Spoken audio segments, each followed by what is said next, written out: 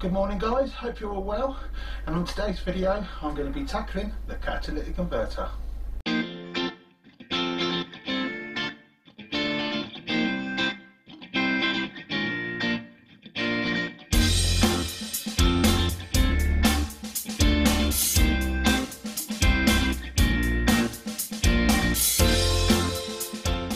I don't know what happened there. I was just showing you the removal of the tank, or sliding the tank back. Just checked the footage back and the GoPro decided to throw a hissy fit.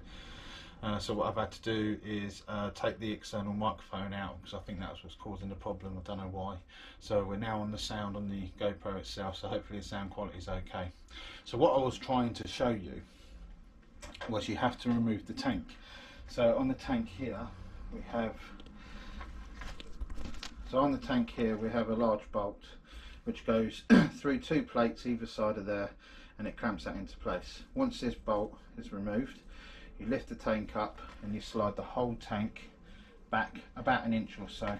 And the reason you want to do that is you want to get to this bolt here, which is what's connecting this frame rail to the top part of the frame. So we need to loosen that off, to loosen this frame rail off, to drop the catalytic converter out. But before we do all that, we have to loosen the exhaust off. Okay. Now, like I said in my previous video, what you got is you got your down pipe which runs all the way down to here. It then goes 90 degrees into the catalytic converter, through the catalytic converter, comes out 90 degrees out of there and out the back of the exhaust. There's the blanking plate that I was talking about in my last video. Okay, so what we have to do is we have to remove the silencer, take that completely off from there all the way back. We then loosen that off, and then we drop this downpipe away. However, what we've got is a lambda sensor on both sides, which is just up here, and that's got obviously a wire that goes off into the harness. We don't want to put any stress on that whatsoever, and we certainly don't want to try and take it out, because previous experience says that they will snap. However, this is quite a new bike, it hasn't done many miles, chances are it'll come out fine.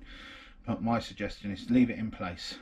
Now, what I did see on a video that I was watching prior to doing this, and I can't remember the YouTuber's name, I'm sorry about that, but he removed these clamps, but he put one back on which allowed it to be loose and move out of the way by a few inches, but yet didn't put any strain whatsoever on the lambda sensor. So that is my plan, that's what we're planning on doing. So the first thing we need to do now is remove the rear silencer on both sides.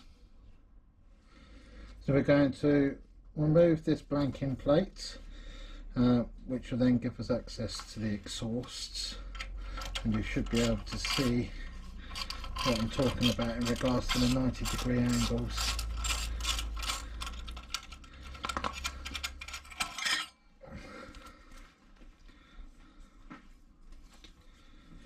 So that's the blanking plates off, so it just slides out, and then as you can see, this is just empty space here. So the pipe comes out from here.